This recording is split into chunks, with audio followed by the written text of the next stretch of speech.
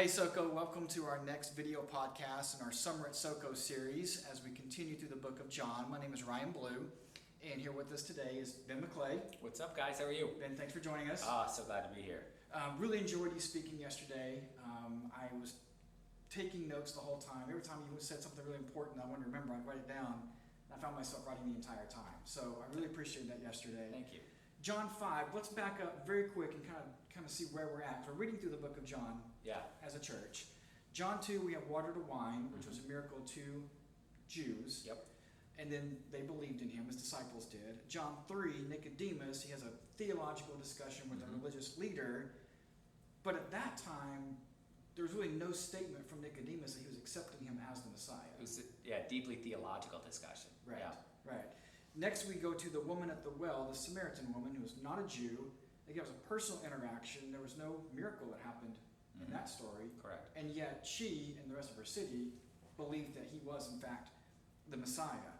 So now we get to John 5, the healing at the pool. What was different about this story than the previous ones coming before it?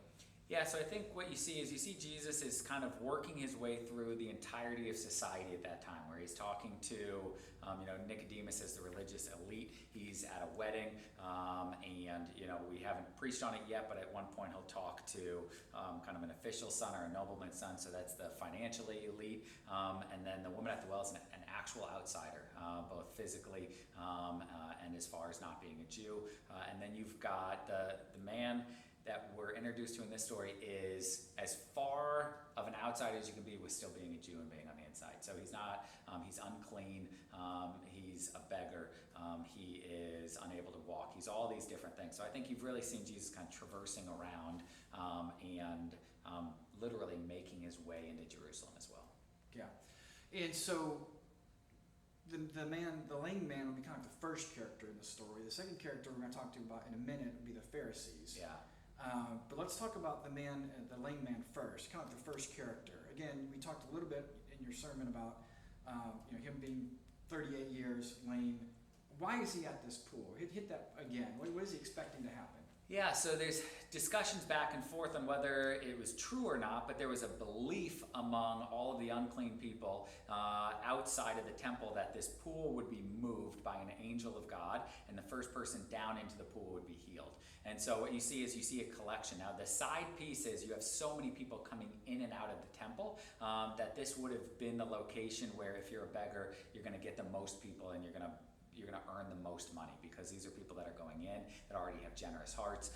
And so it would have been a congregation kind of for both of those things, as fiscal stability for a beggar, as well as this hope in this pool that you can get, as I refer to it, as the lottery ticket that you would win your health. Yeah.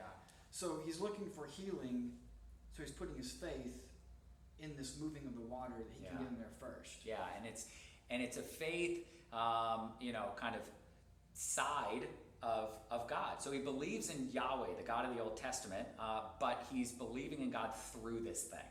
And so he's hoping that God does a move through an angel through this pool that then he can benefit from. And that's where I think you really see a strong adjustment where Jesus wants to reorder that. You made a very powerful statement yesterday. You said, we all want something that connects us to God. Yeah. And for him, I think that was the waters, right? That was going to be his avenue to get to God. And that's something we kind of want to be observable, measurable, something that we can kind of control, so to speak, or we can have some parameters around. But that was kind of his way to get to God.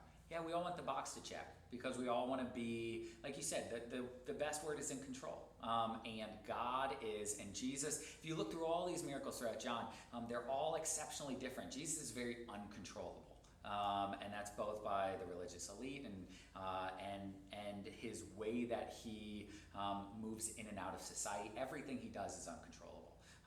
And so what do we as human beings like to do? What I like to do is I like to say, hey, check that box. I'm in control. I'm doing what I'm supposed to be doing. Right. And so, I saw really strong mirroring of myself of saying it's easier to trust in something in between us and God, still believing in God, but to believe in something in between us rather than to turn to an uncontrollable God and really be exposed. And Jesus, to show his mercy for the guy, shows up on the scene and says, you're trusting in the waters, I have the power to heal you, I'm here, and I'm going to do it. Yeah. didn't even, really, the guy didn't even ask. He just No. kind of approached him. Yeah, it's an amazing story of generosity and care. It says that Jesus, upon hearing his story, and so the fact that Jesus was walking around and cares enough to hear about people's story. When was the last time you saw somebody out amongst homeless people finding out their stories? That just doesn't happen. Right. And so it's a beautiful story of how human, how humanizing Jesus was. Right. So carrying on with that statement, we all want something that connects us to God. The second character in the story, the Pharisees, they were doing the same thing, Yeah. but in a different way. So obviously they were very mad at Jesus for, it says, breaking the Sabbath. Yeah. Explain what was going on there with this guy picking up his mat and breaking the Sabbath. Yeah, so you have, we talked about Jerusalem at that time was 40,000 people. They think as many as 6,000 of them were Pharisees. So the Pharisees were the top, they were the religious elite, and we think of them as so bad, but they were the best people of the day back then. They knew the scriptures inside and out, and they cared deeply about them. They loved Yahweh, they loved the God of the Old Testament, and they were waiting for a Messiah. So the Pharisees, in a pursuit of God, had said, okay, we were given the law that we see in the Old Testament, and so we're going to try to do the law perfectly.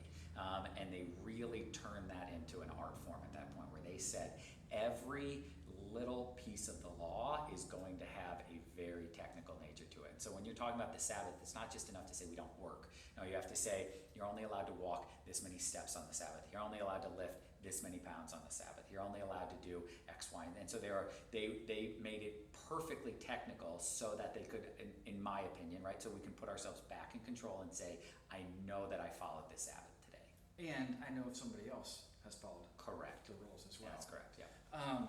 So they're doing the same thing. Yeah. They have this, and so by Jesus telling this man, pick up your mat and walk, in their mind, Jesus is telling him to break the Sabbath. At least Correct. their interpretation of it, their technical rule of it. Exactly. So they're doing the same thing as the lame man. So as I was kind of reading through the story and listening to you yesterday, I was trying to put myself in, like, who am I? Am I the lame man? Am I the Pharisees? And the reality is we're both. Yeah. At least I'm both, because there's that something that I'm using to try to connect to God that I have control over. And you gave some great examples yesterday that I have control over instead of going to Jesus himself as a person. And so you are correct. And beyond that, so when we think about who am I in the story, certainly when I look at others, I become the Pharisee. And so where I say, hey, this is how I'm treating, you take something that we put in between us and God. I'm going to focus on health. And then I look at other people and I say, you'd be better off if you did this. You'd be better off if you treated your money this way rather than the way that you're spending your money. And what am I doing? I'm doing what the Pharisees are doing, and I'm saying, I'm going to take this, and maybe they aren't doing it the right way, maybe they are. That doesn't matter. I'm going to technically say I'm the one who decides if that's correct or not. And so that's where, the big eye-opener was relating, to the Pharisees, which is, that's tough because we always kind of view them as bad guys. In our very first video podcast, we talked about the Greek word gnosko, which means knowledge, but it's an experiential knowledge, a personal relationship. And I think, while not necessarily maybe using that word specifically, that theme is carried through this story as well, is that interacting with Jesus, come to him for a personal relationship, an interaction, not through something else. Yeah, and you see Jesus loves that. He wants that as well. So what is the woman? She runs back from the well and she says, come meet a man. He told me everything about myself. And that's where it says, when Jesus found out about this man's story. So what do we see? Jesus wants to have that. He doesn't view that as a one way, that he just wants us to have that relationship with us. He wants to have that relationship with us as well. And so, a knowledge from experience. And in fact, he initiates it with us. Correct. As well. Yeah. Okay, so Ben, as we get on our community groups this week, let's talk some application questions. What would be some great questions that we could toss out to discuss in community this week? Yeah, it's, as we think about how I view others, in the age of social media and the age of watching the news 24/7 and all these things, it's so easy. We have an outbound view to say, how am I implanting this kind of Pharisee view on other people? And so if I think about in my own life, when I look at somebody else, am I looking at them in judgmental terms by putting them up against the checkbox thing? Or am I looking at them with grace and mercy, how Jesus was? And so really asking, maybe my grasp on what I think is right and wrong as far as a technicality maybe is not as correct as I think it is. And Jesus really is the one who gets to decide what that looks like. Yeah, excellent, excellent. Ben, thank you so much for joining us today. Yeah. This story is short, but it's packed with so much. We didn't even get to a lot of the themes of, talking about the theme of water being coming through John. There's so much going on here we could talk about. Yeah. But again, thanks for joining us today. It's been a pleasure. Continuing on, Soco, remember, we'd love to see you on Sundays. Make sure you get in a group. Talk about these discussion questions. Join us for our podcast each week and continue to read through the book of John with us. Thanks for joining us. See you guys.